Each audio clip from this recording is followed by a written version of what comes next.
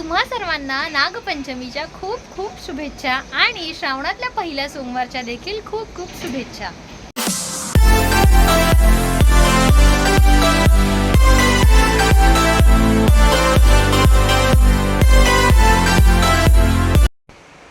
हाय, good morning करा, good morning. Hello everyone, welcome back to my YouTube channel Sonal's creation. कसे आहात सगळे? I hope तुम्ही सगळे खूप मस्त मजेत असाल आणि आमचे व्हिडिओज आणि ब्लॉग पाहून तुम्हाला आणखीनच मजा येत असेल अशी मी आशा करते। तर सकाळचे वाजले आहेत 7:30। आमच्या दिवसाची सुरुवात लवकर झाली आहे आज, म्हणजे रोजच होते पण कबीर देखील लवकर उठला आहे। त्याची तब्येत थोडी नरम गरम आहे, त्याच्यामुळे तो सकाळीच उठून बसला आहे। आज रिया जस्ट स्कूलला गेली आहे आणि आमची व्लॉगला सुरुवात झालेली आहे। सो आज आहे नागपंचमी, त्याच्यामुळे म्हटलं की चला आज जरा लवकर उठून सगळं करूयात। तर आता बाबा गेला कामाला, रिया गेली स्कूलला, टिफिन झाला आहे, आतमध्ये आपण जेवणाला सुरुवात केली आहे आणि आता आपण तयारी करायची आहे पूजेची। सो आज मी व्लॉग जरा लवकरच सुरुवात करते आहे, कारण जसं मी म्हणाले की कबीरची तब्येत थोडी नरम आहे। कोणाचा तरी कॉल आला ना, थांबा कॉल घेऊया आपण। ओके, कोणाचा कॉल आला होता? रियाच्या व्हॅनवाल्या दीदीचा कॉल आला होता। सो येस, जसं मी सांगितलं की आज थोडी कबीरची तब्येत थोडी नरम गरम आहे, म्हणून म्हटलं की सकाळीच सगळं लवकर उरकून घेऊयात आणि मग आम्ही जाणार आहोत डॉक्टरकडे। कुठे जायचं? डॉक्टरकडे जायचं। सो जसं मी म्हटलं की आता मी जेवणाची देखील तयारी सुरू केली आहे, देवपूजा करणार आहे आता, म्हणजे देव धुवून घ्यायचे आहेत, सगळी पूजेची तयारी करायची आहे, म्हणून म्हटलं की आज व्लॉगला लवकर सुरुवात करूया। तर आज आम्ही नागपंचमी कशी साजरी करणार आहोत, या आज नागपंचमीचं काय महत्त्व आहे, काय दंतकथा आहेत, काय लोककथा आहेत, हे तुम्हाला आजच्या व्लॉगमध्ये पाहायला मिळणार आहे। सो व्लॉग शेवटपर्यंत पाहत राहा। तर मंडळी, आज आहे नागपंचमी आणि आज केली जाते नागदेवतेची पूजा, म्हणजेच आपल्या नागोबाची पूजा केली जाते। सो मी लहानपणापासून नागपंचमी हा सण खूप उत्साहात महाराष्ट्रात किंवा मुंबईत आणि मी ज्या ठिकाणी लहानाची मोठी झाली आहे तिथे आणि इवन लग्न झाल्यानंतर देखील पाहिलं आहे की नागपंचमी हा सण आपल्या मुंबईसारख्या ठिकाणी देखील उत्साहात साजरा केला जातो। सो यामागे काय दंतकथा आहे किंवा काय लोककथा आहे हे तर मी तुम्हाला आजच्या या ब्लॉगमध्ये सांगणारच आहे। पण म्हटलं की चला नागपंचमीच्या आधी नागदेवताची पूजा करायची आहे, त्याआधी म्हटलं आधी आपण घरातले देव सगळे आंघोळ घालून घेऊयात। मग म्हटलं की आधी पहिलं देवांची पूजा करून घेते आणि मग दुपारी जेव्हा मी येईन कबीरला डॉक्टरकडून घेऊन, तेव्हा म्हटलं की नागदेवताची म्हणजे आपलं नागपंचमीची पूजा करून घे। पण आजची नागपंचमी थोडी खास आहे, कारण मी माझ्या हाताने स्वतः नागोबा बनवला आहे, म्हणजे स्वतः नाग बनवला असल्यामुळे माझ्यासाठी खूप स्पेशल आहे। तर मी आज नागोबा का बनवला, त्याच्या मागचं कारण काय आणि तो कसा बनवला हे तुम्हाला या ब्लॉगमध्ये पाहायला मिळणारच आहे। तर मी आधी का बनवला हे सांगायच्या आधी मी कसा बनवला हे तुम्ही या ब्लॉगमध्ये बघा। सो मी माझी बाकीची सगळे कामं आवरेपर्यंत तुम्ही बघा की मी हा नागोबा कसा बनवला आहे। तर मंडळी, नागपंचमीच्या पूजेसाठी मी बनवला कणकेचा म्हणजेच पिठाचा नागोबा। लहानपणापासून आईला पाहत आले होते की नेहमी नागपंचमी जवळ आली की आदल्या दिवशी चपातीचं पीठ मळत असताना आई 2 चपात्यांचं पीठ वेगळं काढून ठेवायची आणि मग जेव्हा तिला विचारायचे की आई हे 2 चपात्यांचं पीठ वेगळं का काढलंस, तेव्हा ती म्हणायची की उद्या नागपंचमी आहे, त्यासाठी नागोबा बनवूयात। लहानपणी बाजारात नागपंचमीसाठी वेगवेगळ्या रंगाचे आणि शेपचे नागोबा उपलब्ध असायचे, पण तरीही आई घरीच नागोबा असा पिठाचा बनवायची।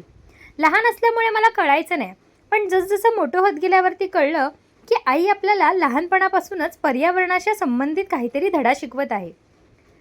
लहानपणी देखील मार्केटमध्ये सहजरित्या पीओपीचे आणि मातीचे सांगून मातीचे नसणारे नागोबा अवेलेबल असायचे, पण तरीही आई ते घ्यायचे नाही।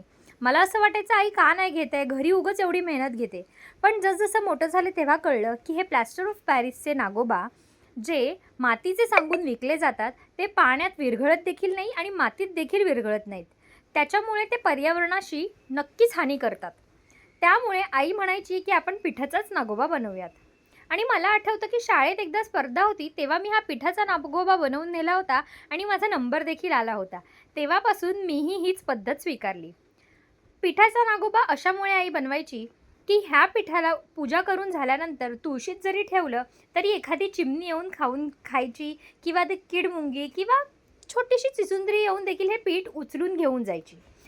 तिचा ह्यामागचा हेतू असाच असायचा की जे POPचे नागोबा आहेत ते वर्षानुवर्ष पाण्यात विरघळणार नाहीच आहेत किंवा ते तसेच पडून राहतात. मग त्यांचा अपमान होतो, मग आपल्याला पाण्यात नेऊन सोडावे लागतात, ते पाण्यात देखील विरघळत नाहीत. त्यापेक्षा जर हा पिठाचा नागोबा बनवला, तो एखाद्या मातीत नेऊन ठेवला, एखाद्या गार्डनमध्ये नेऊन ठेवला किंवा एखाद्या झाडाच्या रोपात जरी ठेवला तरी किडमुंगी किंवा पक्षी, प्राणी ते खातात आणि त्यांचं पोट भरतात. सो मी देखील यावर्षी पिठाचा नागोबा बनवायचं ठरवलं. सो इथे तुम्ही बघू शकता टूथपिकच्या साह्याने त्यांना कडकपणा यावा पिठाला म्हणून मी त्याच्यात 2 टूथपिक टाकले आहेत. त्यानंतर नागोबाला व्यवस्थित शेप देऊन मी ओव्हनमध्ये 2 मिनिटावरती हे पीठ शिजवून घेतलं आहे. त्यामुळे बघा तुम्ही माझा नागोबा खूप मस्त ताट झाला आहे. आणि ओव्हनमध्ये टाकायच्या आधी मी त्याच्या तोंडात पुढच्या बाजूला 2 छोट्याशा झाडूच्या कांड्या टाकल्या होत्या. सो इथे मी आता रियाचे वॉटर कलर वापरून नागोबाला कलर देत होते. पण कलर देता देता कळलं की ते पीठ जे आहे ते कलर त्याचा शोषून घेत आहे. तर रियाच्या कलरने काहीच झालं नाही, नागोबाला काही कलरच आला नाही. सो मी झेप्टोवरनं लगेच कलर मागवले. सो हे बघा, हे पण कलर मागवले, ब्रशचे सेट मागवले आणि हे ॲक्रेलिक कलर्स मागवले. म्हणजे मला एक गोष्ट सांगायला इथे आवडेल, लहानपणी हे कलर ज्याच्याकडे असायचा तो श्रीमंत. म्हणजे स्कूलमध्ये हे कलर ज्याच्याकडे असायचा, असा पूर्ण सेट असायचा तो श्रीमंत. आईबाबांनी एकदा आपल्याला असे कलर घेतल्यावरती ते लिटरली वर्ष 2-2 वर्ष आपण जपून वापरायचो. आणि आत्ताच्या मुलांना बिलकुल काहीच व्हॅल्यू नाही आहे, लिटरली म्हणजे काहीच व्हॅल्यू नाही आहे. त्यांना सगळं मिळतं आहे किंवा आपण असं म्हणू शकतो की आता आपण सगळं अवेलेबल करून देतो आहे, त्याच्यामुळे त्यांना काहीच व्हॅल्यू राहत नाही या गोष्टींची. पण लिटरली आम्ही जेव्हा शाळेत होतो तेव्हा हे कलर ज्याच्याकडे असायचे म्हणजे यार आम्हाला असं खूप हेवा वाटायचा. आणि मग आपण आईबाबांकडे मागायचो, मग आईबाबा घेऊन द्यायचे आणि मग तेच आपण किती जपून वापरायचो. मग म्हटलं चल कलर होत नाही आहे रियाच्या कलरने, तर मग मी माझ्यासाठी माझा वेगळा किट मागवला. ॲक्च्युली माझा किट असतो, हा माझा ऑलरेडी जो किट होता तो संपला. बरेच दिवस मी काहीच ॲक्टिव्हिटी केली नव्हती DIYची, सो म्हणून मग तो संपला होता. मग आता मी माझ्यासाठी स्वतः पर्सनलाइज माझा किट मागवला आहे बाबा. आता ह्याला हात नाही लावायचा रिया. ठीक आहे. आता मी माझा सेट मागवलेला आहे and I am so happy. आता माझा गणपती बाप्पाच म्हणते, सॉरी, आता माझा नागोबा खूप छान होणार आहे. सो ॲक्रेलिक कलरचे 2 थर लावल्यानंतर माझा नागोबा एकदम छान उठून दिसायला लागला. सो त्याच्यामुळे मी बेस कलरला आधी लाईटच कलर चूज केला. येल्लो कलरवरती नागोबा छान उठून दिसेल म्हणून मी येल्लो रंगाचाच नागोबा बनवला. सो बघा 2 वेळा येल्लो कलर दिल्यानंतर कलर एकदम सेट झाला आहे. त्याच्यानंतर मी रंगबिरंगी कलरने नागोबावरती छान असे ठसे काढायला घेतले, म्हणजेच वेगवेगळी डिझाईन काढायला घेतली. तुम्ही बघू शकता इकडे मी उठाव कलर वापरले आहेत, लाल, निळा आणि त्याच्यानंतर काळ्या रंगाने डोळे बनवले आहेत नागोबाचे. सो मी जसं आम्ही लहानपणी माझी आई बनवायची तसंच याला बनवण्याचा प्रयत्न केला आहे. सो तुम्ही मला कमेंट सेक्शनमध्ये सांगा की तुम्हाला हा नागोबा कसा वाटला आहे आणि मी घरच्या घरी हा पिठाचा नागोबा पर्यावरणपूरक कसा बनवला आहे ते तुम्हाला कसा वाटला हे मला नक्की कमेंट सेक्शनमध्ये सांगा. आणि हा आहे माझ्या नागोबाचा फायनल लुक. सो थोडासा गोल्डन कलर देखील मी वापरला आहे. थोडंसं रिअलिस्टिक लुक यायला मी गोल्डन कलर देखील याच्यात यूज केला आहे. सो आई आणि कपिल कुठे चाललंय? कुठे चाललंय? फिरायला चाललंय. सो आई आणि कपिल चाललंय डॉक्टरकडे. बोलू नाही कपिलला. सो तर मंडळी मी आले आहे जाऊन डॉक्टरकडून. सो कबीरला नॉर्मल सांगितलं आहे डॉक्टरने, स्टमक इन्फेक्शन आहे. मुलं काहीही खातात किंवा कसेही तोंडात अस्वच्छ हात घालतात, आपण किती रोखणार ना. तर मग काही नाही, आता मेडिसिन्स दिल्या आहेत, 2-3 दिवसात बरं वाटेल बोलला आहे. सो आता सकाळी जेवण करून गेले होते, आता म्हटलं खीर बनवूयात. सो आता इथे खिरीची तयारी चालली आहे. तोपर्यंत तुम्ही बघत राहा की मी व्लॉगमध्ये अजून पुढे काय काय गमती जमती करते आहे, कशी पूजा करते आहे. आणि याच्या आधी जो मी व्हिडिओ ॲड केला होता नागोबाचा की मी घरी पिठाचा नागोबा कसा बनवला, हा व्हिडिओ तुम्हाला कसा वाटला आणि माझी आयडिया कशी वाटली हे मला कमेंट सेक्शनमध्ये नक्की कळवा. आणि माझं असं म्हणणं आहे, मी असं आवाहन करेन की तुम्ही देखील नेक्स्ट इयरपासून पिठाचा नागोबा करा किंवा असा नागोबा जे लगेच इझिली आपल्या पर्यावरणात डिकम्पोस्ट होईल. सो त्याच्यामुळे तुम्हीही प्रयत्न करा पुढच्या वर्षी पिठाचा नागोबा बनवायचा. सो आता मी लवकर लवकर तयार होते. मी थोडं दूध आटायला ठेवलं आहे खिरीसाठी, तोपर्यंत मी तयार देखील होते. बाय. तर मंडळी अशा प्रकारे मी झाले आहे तयार. सो हा आहे माझा आजचा श्रावणी सोमवारचा आणि नागपंचमीचा लूक. सो आता मी लवकर लवकर बघते की पूजा कुठे मांडायची ते. सो तुम्ही पण ब्लॉग पाहत राहा. सो मम्मी पण मला म्हणाला की खिडकीत इथे छानपैकी अशी पूजा मांडू शकतेस तू, कारण आधीच्या काळी असं गावाला आम्ही वारोळीला जायचो लांब, किंवा नदीच्या इथे जिथे नागोबा असायचे तिथे जायचे पूजा करायला, आणि पूर्वापार ती परंपरा चालत आली होती. परंतु आता मुंबईसारख्या ठिकाणी आपण कुठे वारोळ्याला जाणार, आपण फार फार तर जाऊन मंदिरात जातो. सो म्हटलं की चला काहीतरी वेगळं म्हणून आज आपण इथे पूजा मांडूयात. सो मी लवकर लवकर पूजेची तयारी करते. सो तुम्ही पण पाहत राहा. तर मंडळी तुम्ही बघू शकता इथे माझी पूजेची सगळी तयारी रेडी आहे. सो मी सगळं इथे रेडी आणून ठेवलं आहे जवळच, म्हणजे जे काही आहे ते सगळं इथल्या इथेच मला करता येईल. सो तुम्ही देखील बघा की मी आता पूजा कशी करते. सो मी मला न दाखवता तुम्हाला पूजा जवळून दाखवेन की मी पूजा कशी करते ते. सो चला आता आपण पूजा करूयात.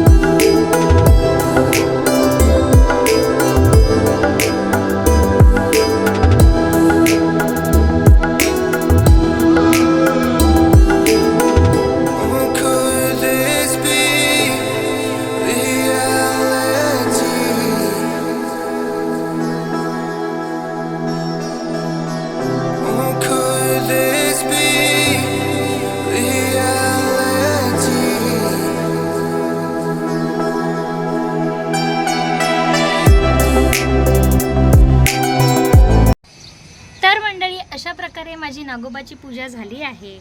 सो तुम्हाला माझा व्लॉग पाहून कसं वाटलं, म्हणजे मी पूजा कशी केली हे मला कमेंट सेक्शनमध्ये सांगायला विसरू नका. तर आपण आता थोड्याशा गप्पा मारूयात. जसं मी तुम्हाला म्हटलं होतं की नागपंचमीच्या काही लोककथा दंतकथा आहेत, पण त्यामागे काही वैज्ञानिक म्हणजे सायंटिफिक रिझन्स देखील आहेत. सो आपण थोड्या त्याच्यावरती गप्पा मारूयात. सो तर मंडळी अशा प्रकारे माझी पूजा झाली आहे.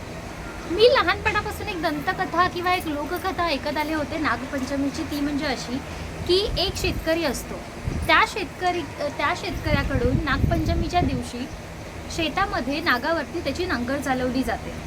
चुकून होतं, पण नागिनीला असं वाटतं की त्याने त्याचं कुटुंब संपवलं, म्हणून मग नागिन रागापोटी त्याचा रिव्हेंज घ्यायला म्हणजे त्याचा बदला घ्यायला त्याच्या कुटुंबातून एक एक व्यक्तीला मारायला सुरुवात करते. मग हे जेव्हा त्याच्या बायकोच्या लक्षात येतं, शेतकऱ्याच्या बायकोच्या लक्षात येतं, तेव्हा ती नागदेवताची पूजा करते आणि नागदेवताला आपला भाऊ मानते की तुला मी सगळं तुझी पूजा मनोभावे सेवा करेन, पण तू माझ्या कुटुंबाला संपवू नकोस. तुला मी माझा भाऊ मानते आणि मी तुझ्यासाठी व्रतवैकल्य करते, उपास धरते. आणि मग तेव्हापासून ही नागपंचमीची पूजाविधी आणि आदल्या दिवशीपासून भावाचा उपवास केला जातो. या सगळ्या दंतकथा किंवा लोककथा आपल्याला लहानपणापासून ऐकायला मिळतात. आता तुम्ही कोणती कथा ऐकली असेल नागपंचमीची तर मला कमेंट सेक्शनमध्ये सांगा, मी नक्की त्याच्यावरती अजून रिसर्च करेन. पण मी लहानपणापासून ही एक कथा ऐकत आले होते की असं झालेलं असतं. मग तेव्हापासून ती शेतकरी जी असते, शेतकऱ्याची जी बायको असते, ती नागदेवताची पूजा करते आणि मग अशा प्रकारे नागपंचमीची सुरुवात होते. ही एक कथा आहे. आणि आधीपासून असं म्हटलं जायचं की श्रावण महिन्याची सुरुवात होते, श्रावणाच्या सुरुवातीचा पहिला सण येतो हा नागपंचमी. यावेळेला कापणी आणि भात लावणी वगैरे ह्या सगळ्या गोष्टी, शेतीच्या गोष्टी केल्या जातात. सो अशा वेळेला काही वेळेला चुकून नागपंचमीच्या दिवशी किंवा या पिरियडमध्ये सापाची हत्या होऊ नये, नागाची हत्या होऊ नये म्हणून एक दिवस आराम, म्हणून शेतीला आराम मिळायचा. त्याच्यामुळे मग असं म्हणतात की हेही एक शास्त्रीय कारण किंवा सायंटिफिक रिझन असू शकतं की नागपंचमीच्या दिवशी आपण काही कापत नाही, चिरत नाही. मग त्याच्यानंतर असं होतं की आधी असं असायचं की या दिवशी केसही धुतले जायचे नाही. पण जर थोडंसं अभ्यास केला, मी लहान होते तेव्हा आजीचं ऐकायचे. माझी मामाई होती, म्हणजे माझ्या मामांची आई, तिला मी मामाई म्हणायचो. ती आम्हाला लहानपणी ह्या गोष्टी सगळ्या सांगायची. आणि ती देखील सांगायची की नागपंचमीच्या दिवशी केस धुवायची नाहीत, कारण आपण केस धुतले तर आपला भाऊ जो असतो नागदेवता, त्याच्या तोंडात केस जातात आणि ते अटकतात. तर मग तेव्हापासून मी लहानपणापासून हीच दंतकथा लोककथा ऐकत आलो होतो. पण जसं जसं मोठं झालो, जसं जसं थोडं अभ्यास केला, शिक्षण घेतलं, तेव्हा थोड्या गोष्टी कळायला लागल्या की याच्यामागे प्रत्येकामागे सायंटिफिक कारण असतं किंवा त्याच्यामागे काहीतरी एक लॉजिकल कारण असतं. प्रत्येक गोष्टीमागे सायंटिफिक रिझन असतं असं नाही. पण जेवढा मी अभ्यास केला किंवा जेवढं मी वाचलं तेव्हा मला कळालं की आधीच्या काळी पावसाळ्याच्या सीझनमध्ये किंवा आधीच्या काळी लाईटी एवढ्या नसायच्या, म्हणजे लाईट्स थोड्या जायच्या, बरोबर. पावसाळ्याचा सीझन असतो, पावसात आपल्याला अंधारात जास्त काही दिसत नाही, जेवणात केस जाऊ शकतो. किंवा आधीच्या काळी स्त्रिया जेव्हा केस धुवायच्या, लाईट नसल्यामुळे केस आपल्याला वाळवता येत नाही, मग त्याच्यामुळे आजारपण येण्याची शक्यता असते, सर्दी, ताप, खोकला ते येण्याची शक्यता असते. म्हणून असं म्हटलं जायचं की त्या दिवशी केसही नाही धुवायचे. पण मग ते कसं झालं ना, हळूहळू त्या रूढी परंपरा सगळ्या एकत्र येत गेल्या, मान्यतेनुसार, श्रद्धेनुसार त्या सगळ्या गोष्टी आपण करत गेलो. म्हणून मग आजपर्यंत त्या गोष्टी चालू आहेत. पण असं नाही की म्हणजे त्या केल्याच पाहिजेत किंवा त्या करूही नयेत. जसं आपण म्हणतो की कापायचं नाही, चिरायचं नाही. फॉर एक्झाम्पल आता तुम्ही सांगा, मुंबईसारख्या ठिकाणी किंवा आपण मुलं शाळेत जातात, आपण स्वतः कामाला जातो, हजबंड कामाला जातात, घरातली प्रत्येक व्यक्ती कामाला जाते. मग या दिवशी जर कापलं नाही, चिरलं नाही तर टिफिनला काय देणार? आणि मग सकाळी सकाळी एवढं ते वाफवलेले पदार्थ, जसं आमच्या कोकणात नेवऱ्या करतात, म्हणजे ते पातोळे करतात, तांदळामध्ये मोदकाचं सारण जसं आपण बनवतो जसं सेम मोदक बनवतो तसंच, फक्त हळदीच्या पाण्यात त्याला करंजीसारखा शेप देतं. त्या सगळ्या गोष्टी करतात. किंवा फक्त बटाटे खातात, कुणी खीर खातं, जसं मी शास्त्र म्हणून नैवेद्याला खीर केली, सो खीर देखील खातात. मग असं होतं ना की म्हणजे त्या गोष्टी आतापर्यंत चालत आल्या आहेत, आपण कराव्यात आपल्या श्रद्धेनुसार, आपल्या इच्छेनुसार, आणि आपल्याला जेवढं झेपतंय, जेवढं जमतंय तेवढं आपण कराव्यात. पण जसं कापू नये, चिरू नये किंवा काही तळू नये म्हणतात, मग तेच होतं. त्यावेळेला गरिबी होती. आधीच्या काळी एवढं तेल, आपण कदाचित लोक हेल्थ कॉन्शियस होती, ते तेल वापरायचे नाहीत. म्हणून त्या दिवशी असं म्हणायचं की हे एवढं तळातळीच्या गोष्टी नको, आपण उपवास धरला आहे, त्याच्यात हे एवढं तळणीचं वगैरे जेवण केलं तर आपल्या हेल्थला देखील इश्यू होईल. त्यामुळे त्या दिवशी, उपवासाच्या दिवशी, साधा एकदम सात्विक जेवण घेतलं जायचं. म्हणजे फक्त उकडलेले पदार्थ किंवा दूध खायचं, म्हणजे दूध पियायचं, उकडलेले पदार्थ खायचे किंवा खीर खायची. सो यामागे सगळं हे असं लॉजिकल, शास्त्रीय, लोककथा आणि सायंटिफिक सगळे रिझन असं जर आपण एकत्र केले तर आपल्याला ह्याची मागची भावना खरी कळते की एक दिवस शेतकऱ्याला शेतीपासून आराम, एक दिवस घरच्या स्त्रीला गॅसपासून आराम म्हणून उपास करायचा, आणि एक दिवस प्राण्यामात्रांची हत्या होऊ नये म्हणून शेतीच्या कामांनाही आराम. जर अजून एक कारण बघितलं, सायंटिफिक रिझन जर बघितलं, तर साप, नाग, म्हणजे ही जी प्रजाती आहे, सापांची जी प्रजाती आहे, ती जैवविविधतेशी मतलब काय म्हणतात त्याला, आपल्या नेचरशी रिलेटेड आहे. सो जसं तुम्हाला माहिती आहे की शेतातील उंदीर साप खातात. जर सापाला मारलं तर शेतातील उंदीर जास्त बळावतात. त्याच्यामुळे शेतकऱ्याचा मित्र साप हा लहानपणी धडा मला आठवतोय. म्हणजे एका धड्यात हे संदर्भ होतं की शेतकऱ्याचा मित्र साप का असतो, कारण साप शेतातील उंदरांना खातो, म्हणजे छोट्या चिजुंद्रांना खातो. आणि जर त्याच्यापासून जर शेतीचं रक्षण होत असेल, उंदरांपासून शेतीचं रक्षण होत असेल, तर आपल्या सापाला किंवा नागदेवतेला मारायचं नसतं. हे असं आधीपासून चालत आलेली कथा आहे. सो माझं हे सगळं शास्त्रीय, लॉजिकल कारण तुम्हाला कसं वाटलं आणि तुम्हाला पटलं का? आणि याच्यामागे जर अजून काही वेगळी कारणं असतील, तुम्हाला याच्याबद्दल काही माहिती असेल तर मला कमेंट सेक्शनमध्ये नक्की कळवा. मी नेक्स्ट टाईम अजून अभ्यास करेन, थोडं अजून वाचन करेन. जेवढं माझ्या वाचनात होतं, जेवढं माझ्या अभ्यासात होतं, तेवढं मी तुम्हाला आज माझ्या ह्या व्हिडिओमध्ये सांगायचा प्रयत्न केला आहे. सो तुम्हाला जर अजून काही माहिती असेल तर मला कमेंट सेक्शनमध्ये नक्की कळवा. सो रिया पण नेमकी शाळेतून आली आहे. सो तिला म्हटलं फ्रेश हो आणि लवकर लवकर नागोबाची पूजा करून घे. हां, आता लहाया पण व्हा बाळा. ठीक आहे. तू मोठी झाली की तू करायचा भावासाठी आपल्या, ठीक आहे.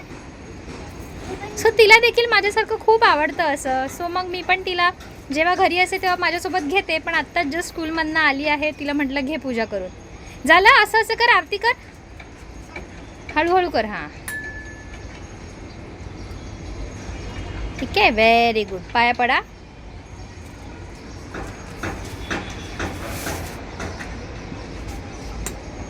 Okay, very good. चलो.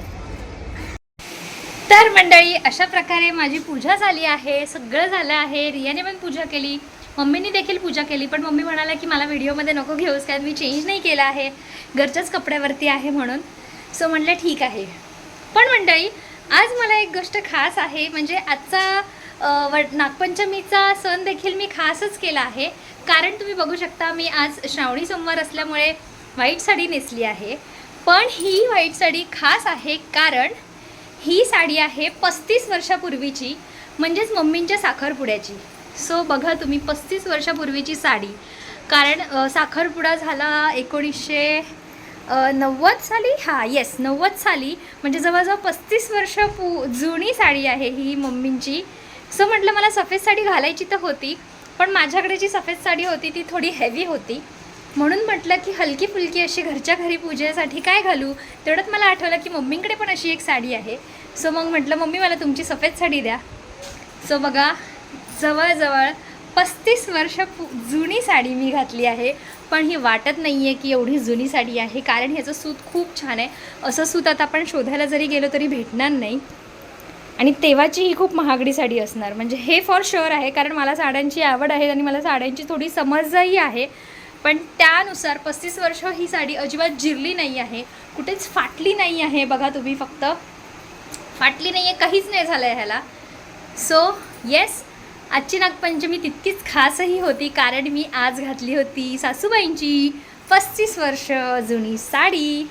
सो कमेंट सेक्शनमध्ये सांगा की कशी दिसते आहे. आजचा माझा लुक देखील कसा आहे. हा नो मेकअप लुक आहे, म्हणजेच काहीच मेकअप नाही केला आहे. घरच्या घरी फक्त पावडर आणि ब्लश आणि लिपस्टिक लावली आहे. No heavy foundation, no heavy products, काहीच नाही आहे. सो तुम्हाला हा ब्लॉग कसा वाटला हे मला कमेंट सेक्शनमध्ये सांगायला विसरू नका. आणि जसं मी गेल्या ब्लॉगमध्ये सांगितलं होतं की तुम्हाला आणखीन काय काय गोष्टी बघायला आवडतील, काय काय ब्लॉग मी घेऊन येऊ, हे मला कमेंट सेक्शनमध्ये सांगा. Till then bye.